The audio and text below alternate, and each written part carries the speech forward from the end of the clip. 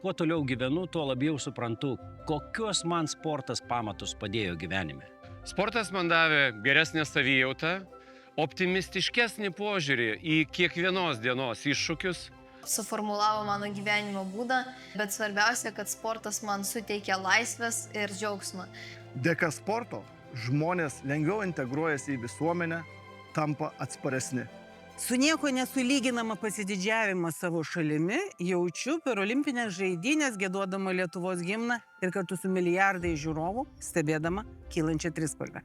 Tai yra užsispyrimas siekti tikslo, disciplina ir supratimas, kiek daug reikia įdėti prakaito ir darbo, kad kažką pasiektų. Mano profesija privertė mane sportuoti kiekvieną dieną, norėdamas kuo ilgiau būti sveikas žmogus tam, kad galėčiau būti sveikas savo profesijoje. Fizinis aktyvumas padeda mums tapti sveikesniais, o sportas atveria duris į pasaulį.